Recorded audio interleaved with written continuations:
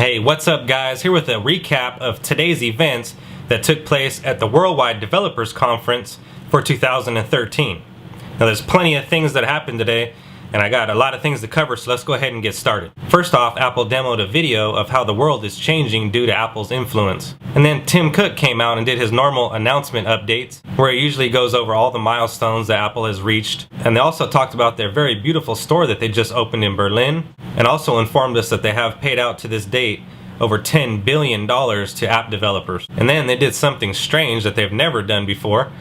They introduced a new company, which is a robotics and artificial intelligence company, and this company is called Anki. Now Anki went on to show us their first product that they've been working on for the past 10 years, and they're letting us know that they have plenty of more products coming up here in the future. And their product was called the Anki Drive. They demoed cars that were on a track being controlled by an iOS device. And they also went on to mention that they just released an application, and they went on to note that their software will be available soon in Apple stores. Apple's next announcement was OS X Mavericks, which adds an advanced operating system and extremely long battery life. They touched basis on timer coalescing, as well as AppNap, as well as compressed memory and OpenGL4. You can now send directions from your Mac to your phone with one click. iBooks is also going to be available on your desktop as well, and it's going to be all available coming this fall. Next was a quick look at the MacBook Air, which got an updated battery life. The 13-inch MacBook Air went from a 7-hour battery period to a 12-hour battery period. The 11-inch MacBook Air went from a 5-hour battery period to a 9-hour battery period.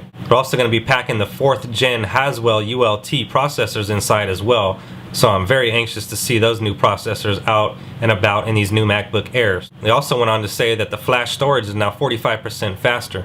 They also upgraded the Wi-Fi to 802.11 AC, which AC is said to give you up to 3 times faster speeds. Next up, Apple amazed us again by doing something different and giving us a sneak peek at a product when usually they keep the tightest wraps on every product before it's released.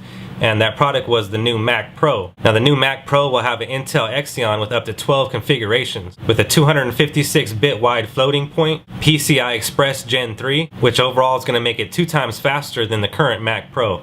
Also, they said the new Mac Pro is going to come with flash storage now, and also with the newly announced Thunderbolt 2, which provides 20 gigabytes per second for 6 devices and is also backwards compatible. This Mac Pro is going to be the first Mac to ship with dual workstation GPUs, which are going to be dual Radeon FirePro graphic GPUs. Apple also went on to announce that the new Mac Pro is going to be capable of supporting up to 3 4K monitors. The new Mac Pro is going to have 4 USB 3.0 ports, as well as 6 Thunderbolt 2 ports. It's also a lot smaller than the current Mac Pro, being an eighth of the size. And Apple was very happy to announce that this is going to be the first Mac that's going to be assembled and built here in the United States. Next, Tim Cook took the stage again and announced that they have sold over 600 million iOS devices. He also went on to state that the iPhone has won 9 consecutive J.D. Power Awards, which Apple is the first company to ever achieve that.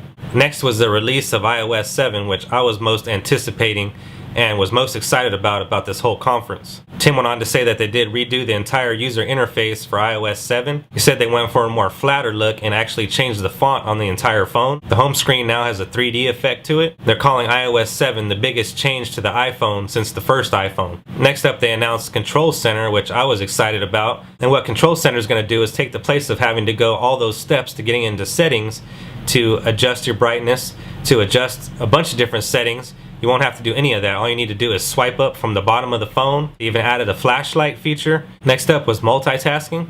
Multitasking is now available on every application.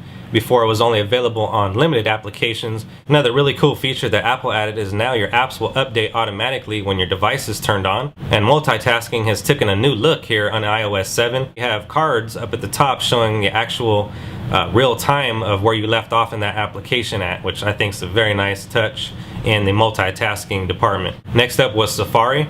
And Apple mentioned that now they're going to have full page Safari. Now you're going to be able to tap the top of the screen to get to your URL bar. And if you don't do that, then it's going to stay at a full screen look. They also took away the 8 tab limit, so now you can have as many tabs open as you want. Next up was AirDrop. Apple took the opportunity here to kind of poke fun at Android and saying that you don't have to bump your phones into each other and scratch each other's phone up to receive files and receive pictures. On iOS 7, you're going to be able to bring up a share sheet. Once you bring up that share sheet, you'll be able to pick a friend and be able to send a complete file or just a simple photo still encrypted through AirDrop. Next up is the camera. And Apple added filters, which is long awaited here in the camera application. Apple also touched basis a little on the photo app, stating that now they have better sharing options as well as a completely new UI. Next up, they talked about Siri. In iOS 7, Siri has a new voice, either male or female, and is also available in different languages. They added Wikipedia, Bing, and Twitter into the intelligence of Siri. Next up, they talked a little bit about iOS in the car.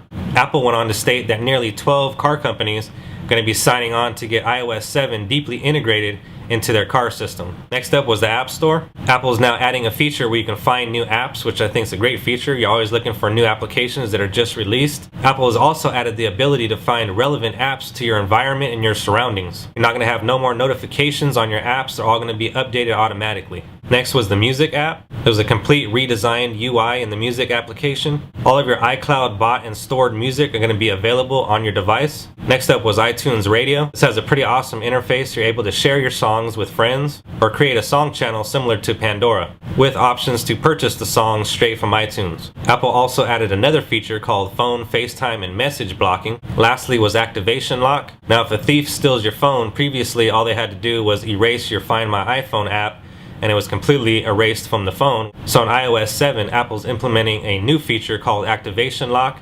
What that's going to do is if the user tries to completely swipe the phone clean, or if the user tries to erase the Find My iPhone app, the phone will completely lock up and freeze. Apple stated that iOS 7 will be released later on this fall. But that's going to do it for me on this one, guys. I hope you guys enjoyed the video and enjoyed the information. If you're interested in watching the full WWDC event, I'm going to go ahead and drop a link to the full event down in the description.